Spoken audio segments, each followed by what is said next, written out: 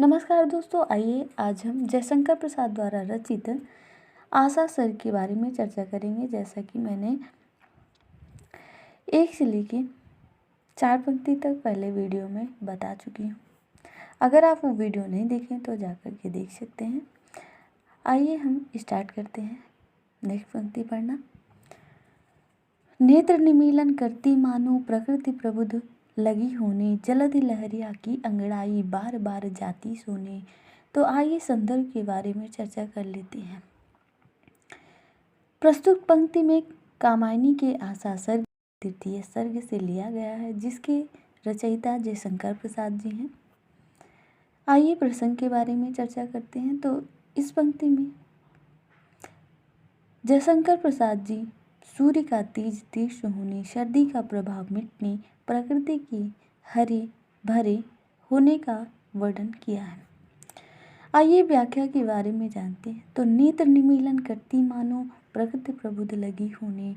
तो यहाँ पे जयशंकर प्रसाद जी कह रहे हैं कि नेत्र निमीलन करती मतलब सूर्य का तेज इतना तीखा हो गया है कि उसकी ओर देखना कठिन हो रहा है।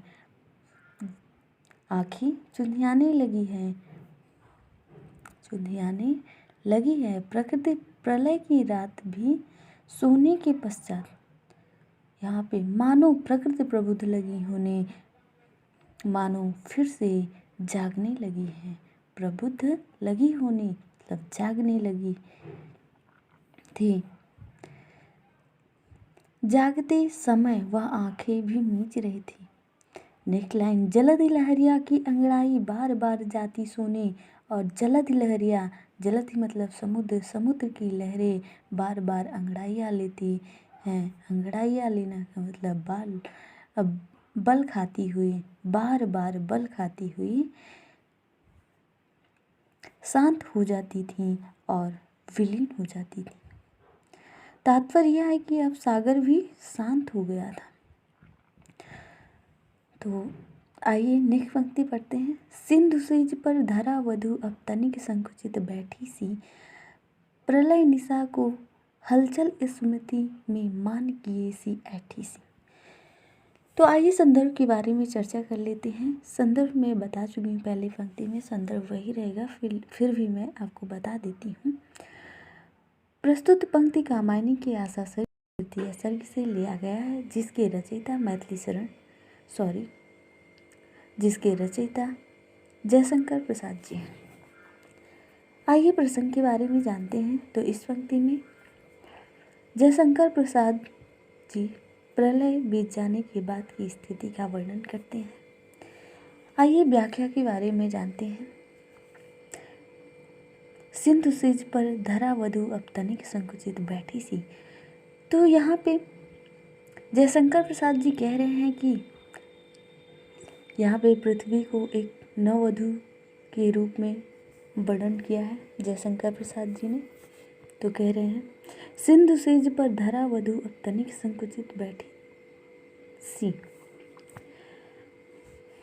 अब पृथ्वी रूपी नववधू सागर की ऊपरी, सिंधु सेज मतलब सागर की ऊपरी सतह रूपी सैया पर, सेज मतलब सैया पर कुछ सिमटी हुई सी बैठी है। संकुचित सी बैठी मतलब सिमटी हुई बैठी है लगता था। नेक्स्ट लाइन, प्रलय निशा की हलचल स्मृति में मान किए सी ऐठी है सी।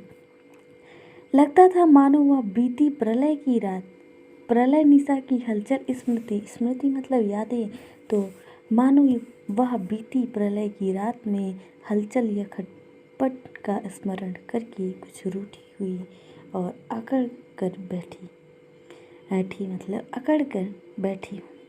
तात्पर्य यह है कि अब पृथ्वी पहले की भांति विचलित नहीं हो रही थी, सागर के शांत हो जाने से स्थिर हो गई थी।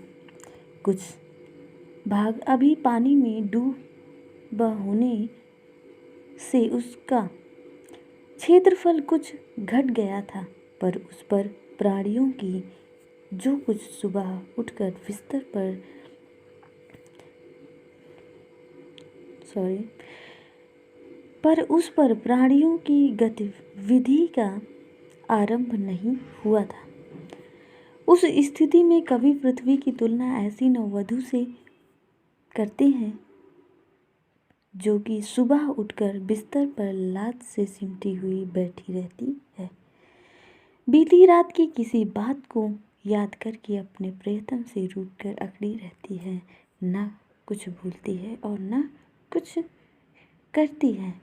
ठीक उसी प्रकार जयशंकर प्रसाद जी ने इस पृथ्वी को नववधू के रूप में रखकर वर्णित किया है।